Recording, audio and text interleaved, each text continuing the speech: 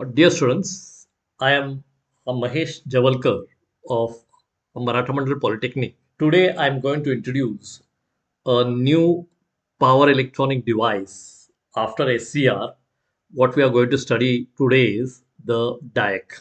Okay, so a Diac also comes under the thyristor family, and let's start with what is Diac. Okay, now, if you see the definition, DIAC is a bidirectional semiconductor device that can be turned on in both forward and reverse polarities above a certain voltage. Okay.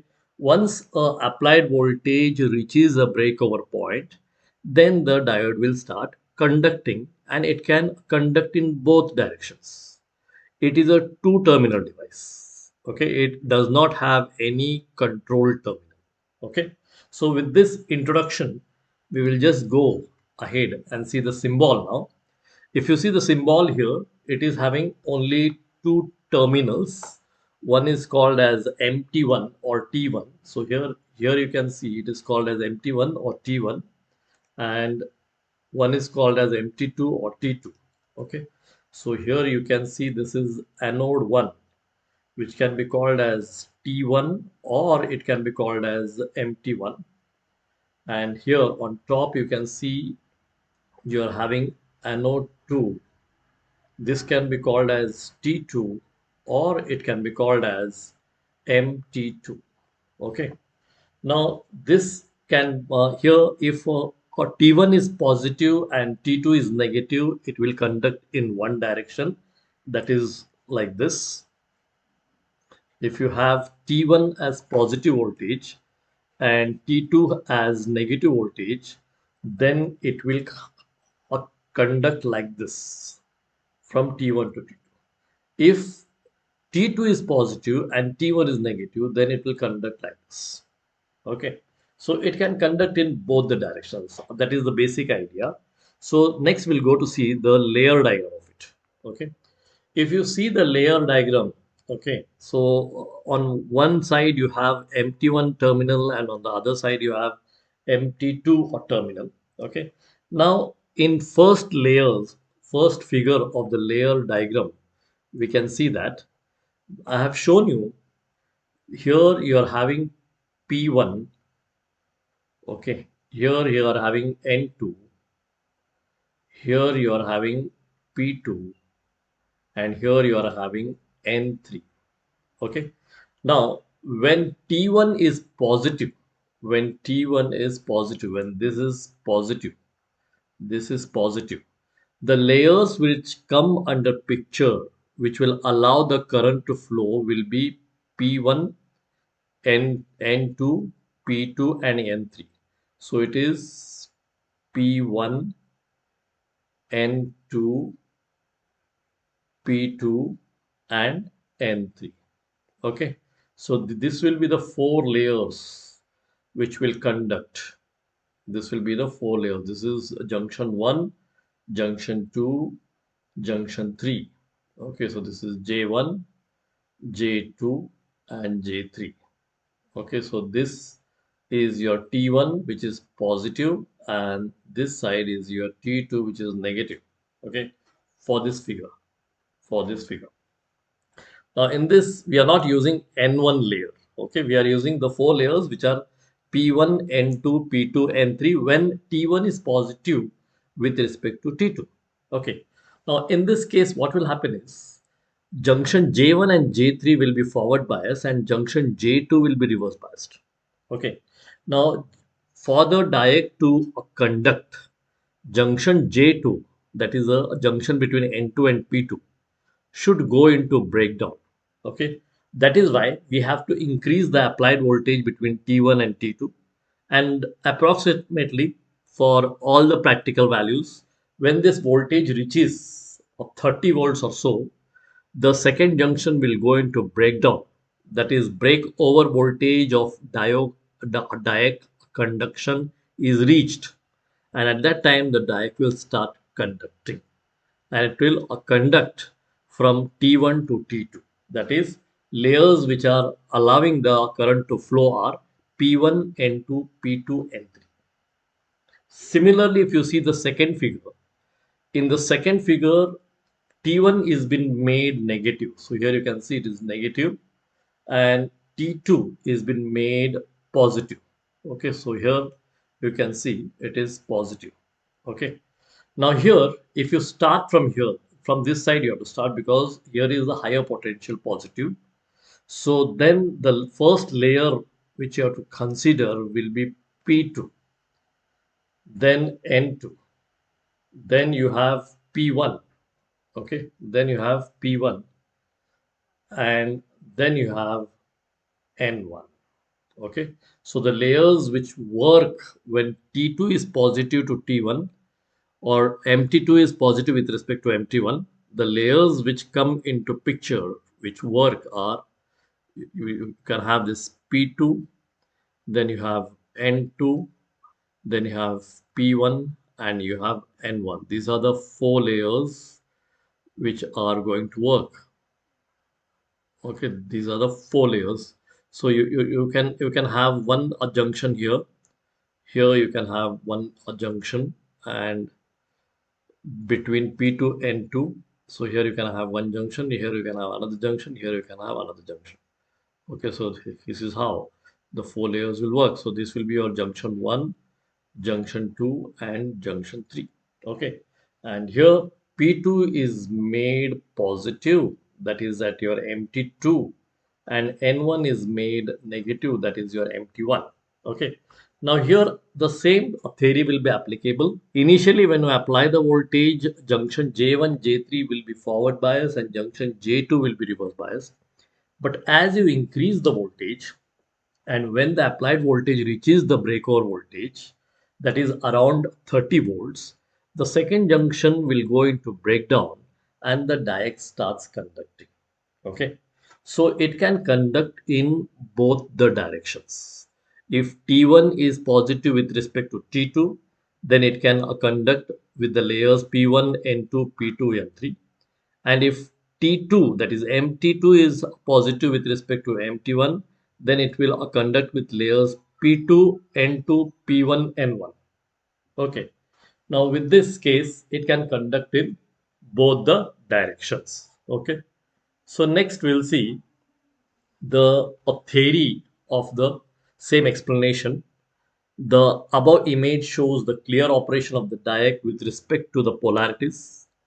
Consider the MT1 terminal to be positive, then the P1 layer near MT1 will be activated. So the conduction will be taking place in order of P1, N2, P2, N3.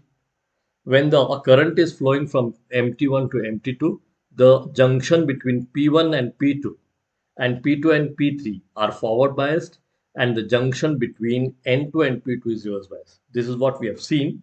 And forward bias junctions have no problem, but the reverse bias junction have to go into breakdown. Okay, so if it has to go into breakdown, then the applied voltage should reach approximately around 30 volts, then only it will go into breakdown. Okay, similarly, for the next figure, you can have a note like this. If we consider MT2 terminal to be positive, then the P2 layer near MT2 will be activated, and the conduction will be taking place in the order P2, N2, P1, N1. The current will be flowing from MT2 to MT1, and the junctions between P2N2 and P1N1 are forward biased, and the junction between N2P1 is reverse biased. Hence, the conduction will be possible in both directions. Now, here also, the second junction, that is between N2 and P1, which is reverse bias, should go into breakdown. So the applied voltage between T2 and T1 should reach that breakover voltage. And once the second junction goes into breakdown, then we can say the diode is conducting in that direction. Okay. So next we will see the VI characteristics of a diode. So here you can see initially it is 0. From 0 it is going to start. So here you can see the x-axis is taken for voltage and y-axis is taken for current. So it is going to start from here. So initially when you apply voltage across the four layers, if mt1 is made positive with respect to mt2. This is a curve when mt1 is positive, is positive, and mt2 is negative. Okay, so initially the junction J1 and J3 will be forward bias and J2 will be reverse bias. So this graph will be there. There will be a small leakage current as you see here. There will be a small leakage current because the second junction is reverse biased. But once you reach the breakover voltage here, this is the breakover voltage. So approximately this will be around 30 volts. Once you reach that, the second junction will go into breakdown and the diac starts conducting. And once it starts conducting, the voltage across diac will decrease and current will increase in this way. The current will increase in this way. Okay. So this is when MT1 is positive with respect to MT2. Similar case will be in the third quadrant when MT2 positive is positive and MT1 is negative. Okay.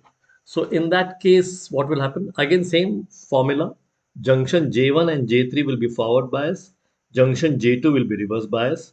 So initially, when you are increasing the voltage, there will be a small leakage current flowing. This is your leakage current which is flowing. Okay. And the diac is still not conducting. It is in blocking state. Once it reaches the breakover voltage, which can be around 30 volts in this direction also, at that time, the second junction will go into breakdown and the diac starts conducting. The voltage across the diac will decrease and the current starts increasing. Current start increasing. So you can see a identical graph in quadrant 1 and quadrant 3 of the diac. Clear? That means it can work in both the directions. So if you see the explanation for VI characteristics of the diac, it will be in the shape of a Z, okay, and the curve will be lying on the first and third quadrants because they conduct in both the positive and negative polarity. The first quadrant represents the positive half cycle where the current will be flowing from MT1 to MT2, and the second quadrant represents the negative half cycle where the current will be flowing from MT2 to MT1. This is what we had explained in the layer diagram also, and this is what is seen in a VI characteristics of the diac also. Okay. Now, here you can see initially the resistance of the diac will be higher because of the reverse bias junction between the layers. So there will be a small leakage current flowing through the diac. This is what first thing we have seen in the graph. It is mentioned as the blocking state in the curve. Once the applied voltage reaches the breakdown voltage, the resistance of the diac drops abruptly and then it starts conducting, which leads to a sharp decrease in voltage and the current starts increasing, which is mentioned as a conduction state in the curve.